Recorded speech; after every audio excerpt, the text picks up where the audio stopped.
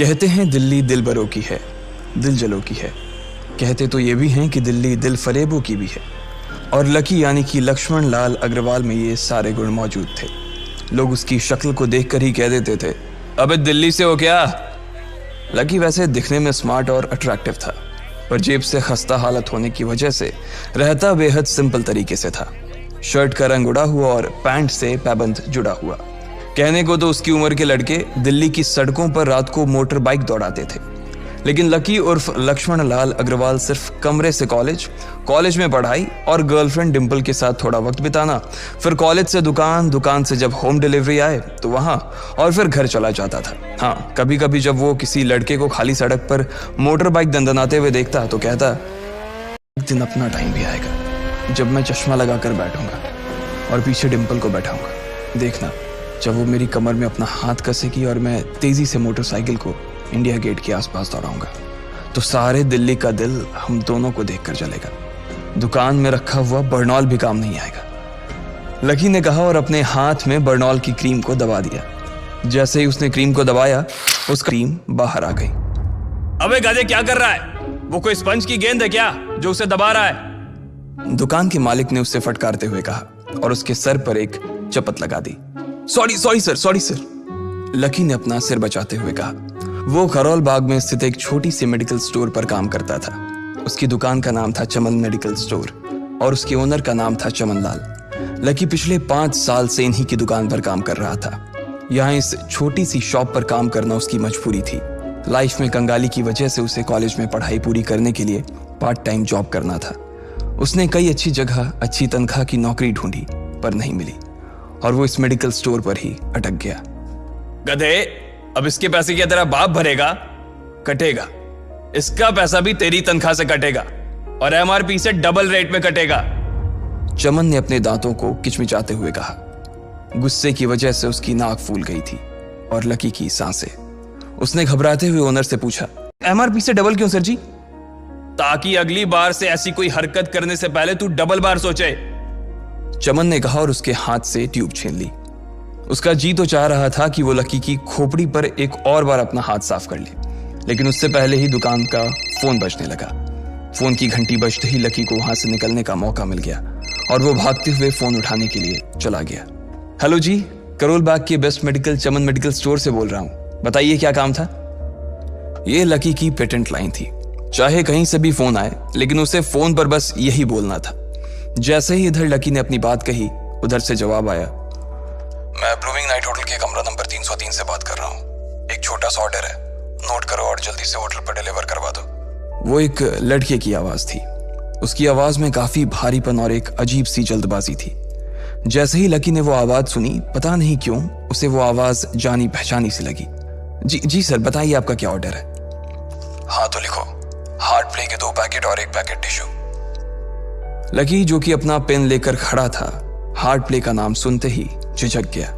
असल में heart play नाम का एक कंडोम आता था और इसलिए उसका नाम सुनते ही लकी शर्मा गया था। इतने साल से भी मेडिकल की स्टोर पर काम करने के बाद उसे इन चीजों का नाम सुनने में शर्म आती थी। हेलो भाई, लिखा कि नहीं लिखा? उस आदमी ने फिर से लकी से पूछा। जी सर, लिख लिया सर, लिख लिया। लकी ने खिसियाकर हंसते हुए कहा। लिख लिया तो फिर लेकर निकल, उस लड़के ने कहा। उसकी आवाज सुनकर ना जाने ऐसा क्यों लग रहा था कि वो बहुत बड़ा आदमी था। जी सर, मैं सर, लेकिन सर बाहर तो बारिश हो रही है, लकी ने कहा। उसने देखा कि बाहर बहुत तेज बारिश हो रही थी। उनकी दुकान के सामने पानी भर गया था और तेज हवाओं की वजह से चमन मेडिकल स्टोर का बोर्ड भी गिर गया था। लकी को लग रहा था कि वो इतनी तेज बारिश में अभी एकदम से तो नहीं निकल पाएगा, तो उसने उस लड़के को समझाते हुए कहा, सर मैं ऑर्डर तो ले आऊंगा पर थोड़ा टाइम लग जाएगा, बारिश थोड़ी थम जाए आप। इससे पहले कि वो कुछ आगे बोल पाता, फोन पर लड़का बोल पड़ा। तुम्हारे मालिक को पता है कि तुम मल्होत्रा जी के लड़के को मना कर रहे हो? हाँ पता है, बारिश हो रही है, इसलिए सारा सामान अच्छे से थैली में पैक करके लाना और लेट नहीं होना चाहिए, समझे? उस लड़के ने कहा और इससे पहले कि लकी आगे कुछ कह पाता, उसने फोन काट दिया। उधर से लकी के दुकान का ओनर उसे घूर कर देखा जा रहा था। लकी के हाथ में पेन और पेपर देखकर ही वो समझ गया था कि उसके पास कोई ऑर्डर आया था। आज वैसे भी इतनी बरसात होने की वजह से सुबह से इक्का दुक्का ग्राहक ही दुकान पर आए थे। ऐसे में उसकी दुकान का मालिक एक भी ऑर्डर को छोड़ना नहीं चाहता था। वो लकी को देख रहा था और लकी बारिश की ओर देख रहा था। बारिश का बहाना नहीं चलेगा, जाना पड़ेगा, चमन लाल ने कहा। मैं बहाना नहीं कर रहा सर, थोड़ी बारिश धीमी हो जाए तो मैं चला जाऊंगा। अभी आप खुद ही देखिए कितनी तेज बारिश है। वो पता नहीं कोई मिस्टर मल्होत्रा का कोई बेटा कुछ ज्यादा ही जल्दी में था। मैं साइकिल से तो पहुंच नहीं पाऊंगा इतनी जल्दी। लकी ने उनकी ओर देखते हुए कहा। क्या कहा? मिस्टर मल्होत्रा जी का बेटा? तू मेरी दुकान बंद करवाएगा क्या? अभी क्या भी निकल उनका ऑर्डर लेके, वो हमारे बहुत पुराने कस्टमर है, चमन ने कहा।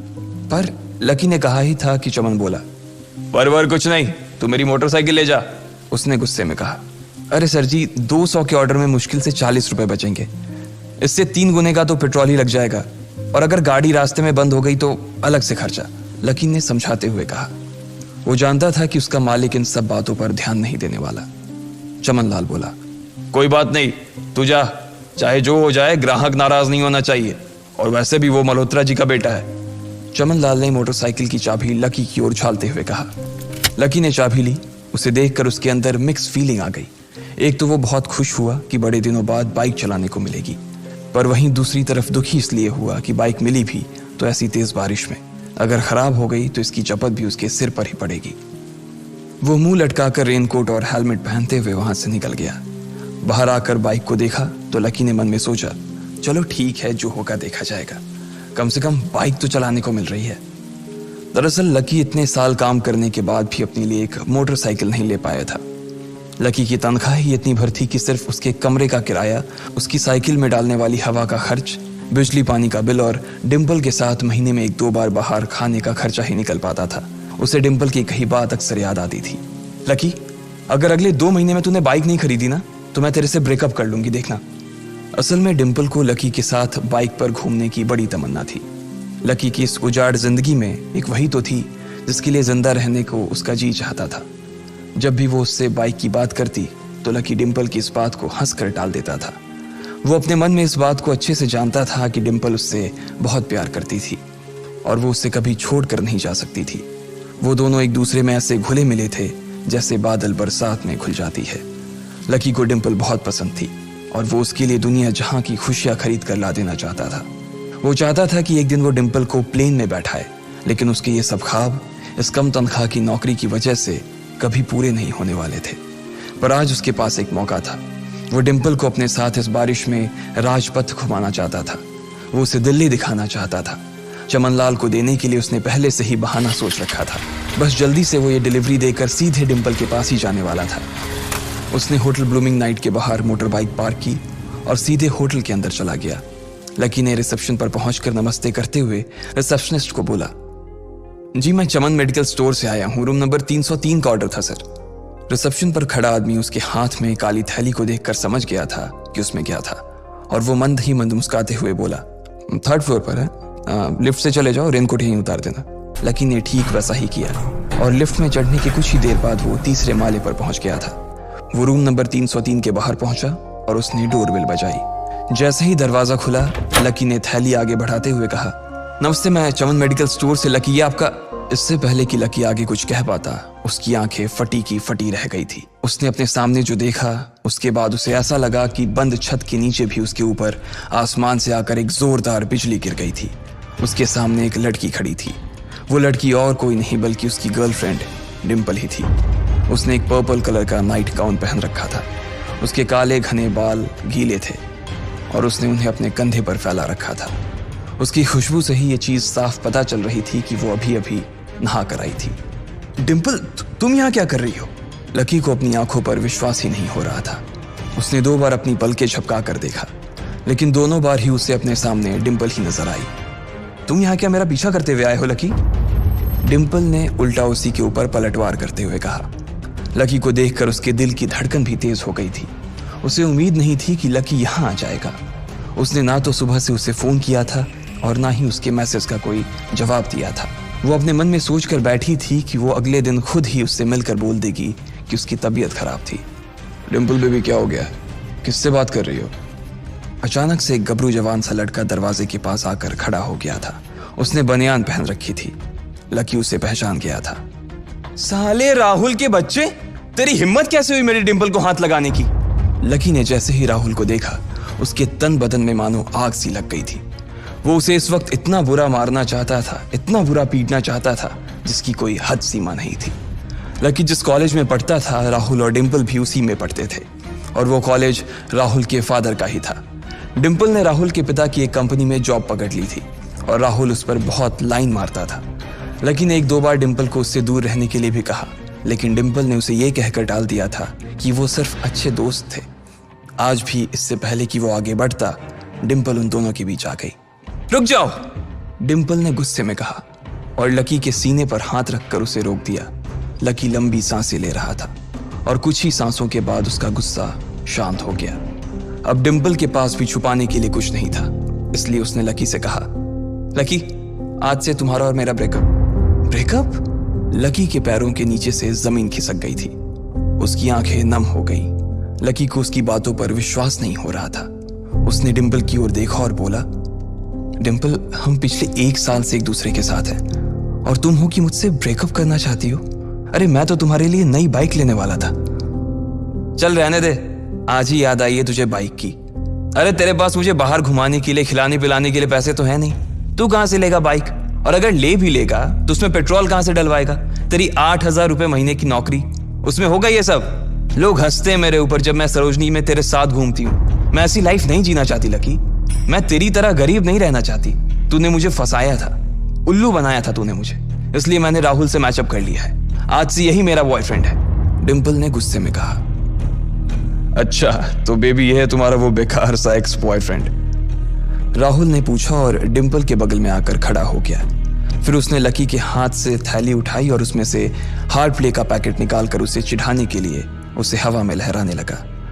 बाप रे, इससे बदकिस्मत इंसान इस दुनिया में और कौन होगा? राहुल ने उसकी टांग खींचते हुए कहा। लकी के पास उसकी बात का कोई जवाब नहीं था। उसने गुस्से से डिंपल की ओर देखा और अपनी हाथों की मुट्ठी भींच ली। फिर वो वहां से निकल गया। अबे पैसे तो ले जा, सब कुछ फ्री में देता जाएगा क्या?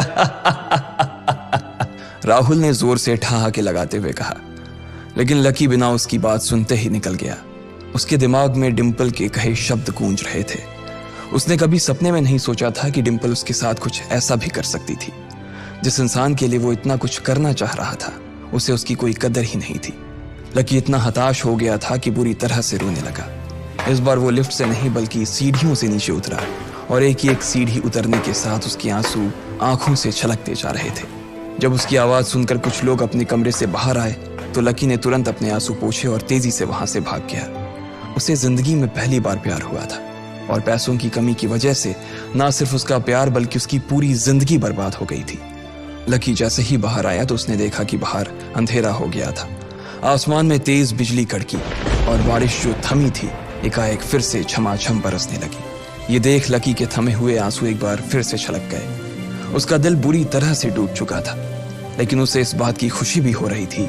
आखिर आज उसे डिंपल का असली चेहरा नजर आ गया था। वो तो उसके साथ घर बसाने की सोच रहा था, लेकिन अच्छा हुआ कि उसने पहले ही उसका घर बर्बाद होने से बचा लिया। लकी को दुख तो बहुत हो रहा था, पर उसे यह भी लग रहा था कि उसे आगे चलकर यही दुख उसे खुशी देने वाला था। लेकिन एक चीज थी जो लकी को परेशान कर रही थी, वो थी उसकी माली हालत। उसकी जेब इतनी तंग थी कि उसे फटी हुई जेब की पैंट पहनकर घूमना पड़ता था। कभी कभी तो लकी सिर्फ रोटी खाकर दिन काट लेता था। वो कब से कोशिश कर रहा था कि कोई अच्छा काम पकड़ सके, लेकिन उसे कोई काम देने को राजी नहीं था। उसने टूटे हुए दिल को दिलासा देते हुए मन में सोचा कि डिंपल पर खर्च होने वाले पैसे बच जाने से शायद उसके हालत सुधर जाएंगे, पर फिर भी वो रातों रात रईस नहीं हो जाने वाला था। उसने ऊपर आसमान की ओर देखा और जोर से चिल्लाया, अगर इतना ही अनलकी बनाना था तो फिर नाम लकी क्यों रखा भगवान? वो जितनी जोर से चिल्ला सकता था उतनी जोर से चिल्लाया। उसकी आवाज से आसपास खड़े लोग एक बार तो डर गए थे। लकी ऊपर ही देख रहा था और उसके आंसू बारिश के पानी के साथ मिल गए थे। जैसे ही वो फूट कर रोने को था, तभी उसके फोन पर एक मैसेज आया। जैसे ही लकी ने अपना फोन निकालकर उस मैसेज को पढ़ना शुरू किया, उसकी तो आंखें ही चमक गई। अचानक उसके आंसू हंसी में बदल गए और वो जोर जोर से वहीं सड़क पर नाचने लगा। उस मैसेज में लिखा था, परिवार की रिसर्च और परिवार के निर्णय के हिसाब से अग्रवाल परिवार का वारिस लक्ष्मण लाल अग्रवाल उर्फ लकी ने गरीबी अभ्यास की परीक्षा को पास कर लिया है और आज से ही वो उस जमीन और उस जायदाद का मालिक हो जाएगा जो परिवार ने उसके नाम कर रखी थी। ये एक ऐसा मैसेज था आखिर कौन था लकी, क्या थी उसकी असलियत, और वो कैसे रातों रात ही अनलकी से लकी हो गया था।